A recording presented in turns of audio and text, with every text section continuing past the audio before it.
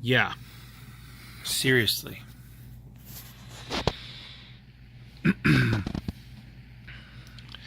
I had somehow underestimated this cover because I'd never held one in my hand. But especially in lieu of some of the covers you have coming out for Batgirl recently, this is still hands down an amazing cover.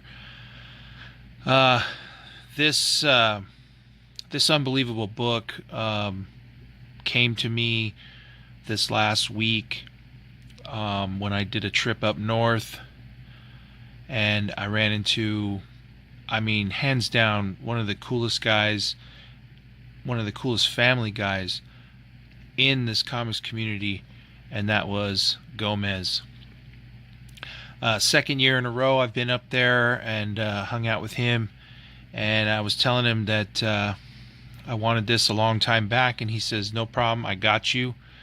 And did he ever, man. I wasn't able to make Wednesday last week, or the week I was up there, and so not only did he bring me this amazing Middleton Batgirl, the only one I was missing out of my Batgirl run, but he also gave me the Catwoman, the Art Germ Catwoman #4, which I really love Joelle Jones, and this Catwoman I was not able to find. And last but not least, probably the one I was looking for probably the most, with the exception of the Jenny Frison Wonder Woman, was the Red Hood Outlaw, the #27. God damn, that's such a cool cover. So those 3 books, man, from Gomez, and you don't even know, bro. I'm hoping he's going to send me some info soon about what he might be looking for, because I'm definitely going to hit him up. Also, when I was on the trip was Walking Dead Day, and I just happened to have a hotel about a block away from a comic store, so I ducked in and I grabbed my free Walking Dead Day special. I also bought the last regular copy cover of Walking Dead because I just got the Sienkiewicz. Scooby Apocalypse #30. This is Daphne's issue, so that's going to be awesome. I did manage to get the Uncensored Unnatural #3. Yeah. And I got the Murder Falcon heavy metal cover. I'm looking forward to actually reading that. So I leafed through it, and it was just a lot of anyway. Last issue, Call of the Suicide Forest. Managed to find that one. I held out a long time, but man, all the Suicide Forest ones, where can I see? Okay, they all had this kind of stuff going on, all of them. So I just broke down and bought the least mangled one. Cemetery Beach #1. I think that's going to make a return here because I have 2 weeks worth of comics here. Moth and Whisper, Aftershock #2, Survival Fetish. I read the first few issues and I was really into this. I hope this keeps up. This is #4, I think. Yeah. Immortal Hulk 7. Some back issues. I kind of got into it with one of the stores. I only have like one thing they pull for me, or maybe 2 things they pull, and one of them is the Frison Wonder Woman. But they left me a note in my box on my pull this week that I had too many books in there, and I don't know if that was true, but I bought them. So, but they didn't put me a Wonder Woman 56 or whatever in my box, so they stiffed me on my Wonder Woman. Deadly Class, that was issue 35. Heck yeah, great. Last issue of Dead Hand, finally got that pickup. Submerge #1, that was, oh no, this was the last thing in my box, was this. I don't buy Suicide Squad, and I didn't really even like that cover, but I saw it on the shelf well after the whole deal, and you know. I did manage to find a Savage Shores sitting on the shelf again. It's issue 1. That's a cool book. I did break down and get the Champions one, but I got this Battle Lines version. Thought that was kind of cool of Viv. As I said earlier too, when I saw it, I had to pick up the Blackbird other cover. Just looked really cool. Finally caught up on this one too, Days of Hate 8. An old crossed annual that I was missing. And finally picked up the Dead Life that I had sitting in that that box. So that was what I cleared out. This here is this week's, and while I've been liking the Life of Captain Marvel, it's really got to be something for me to pick it up. But this was cool. This is Battle Lines, and I think the Battle Lines saved a lot of titles for Marvel this month or this week. Old Man Logan, next to last issue. Shuri #1. I was told the art inside was really good.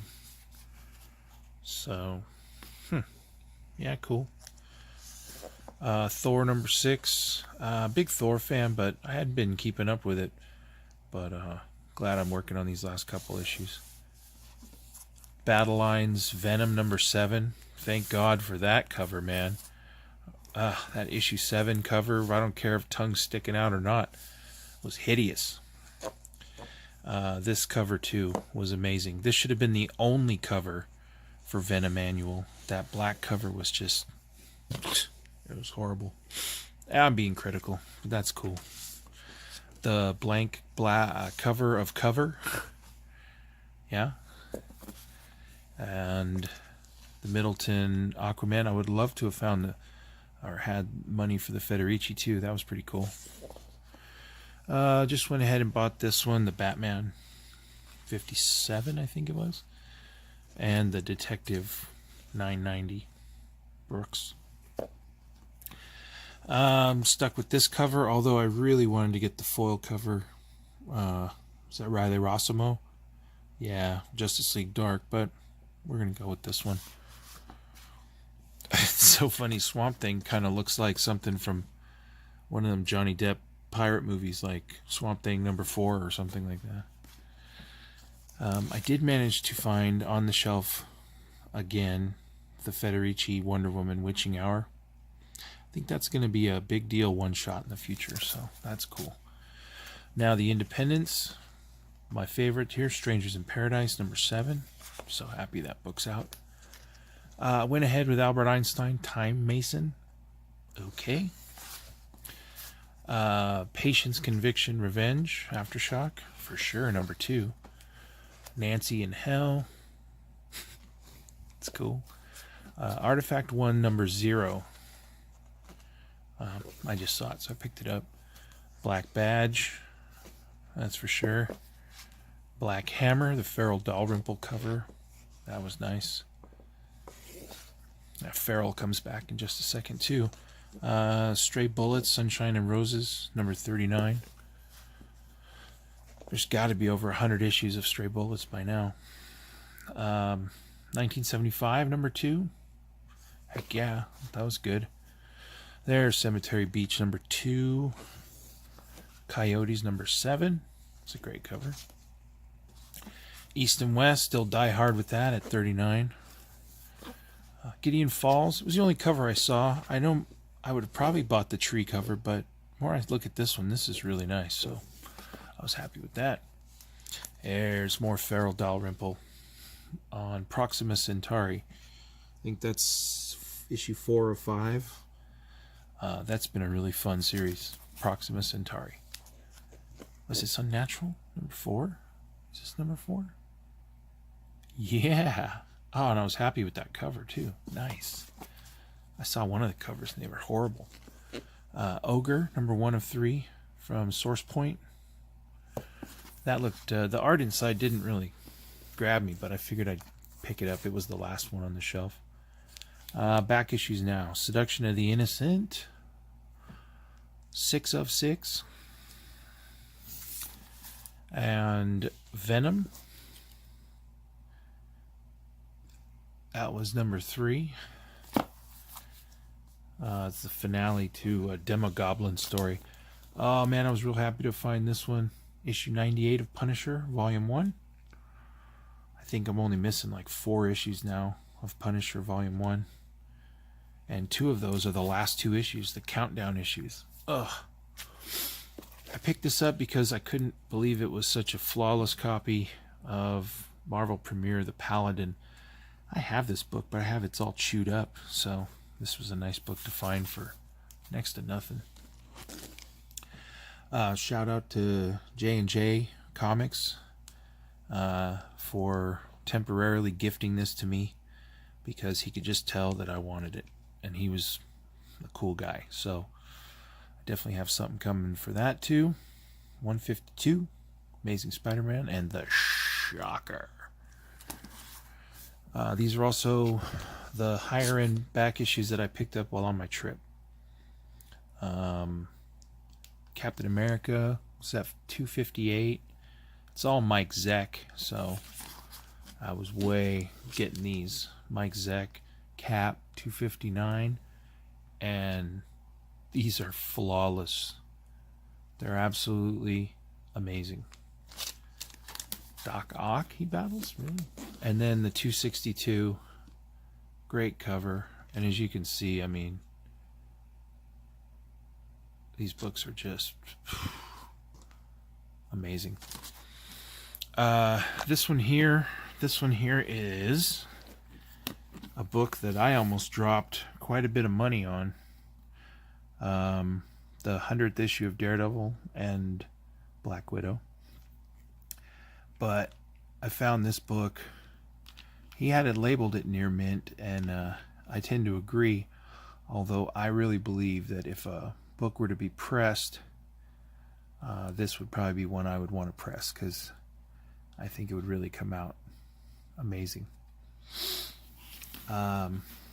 Equally highest grade are these books right here. Was Thor 207.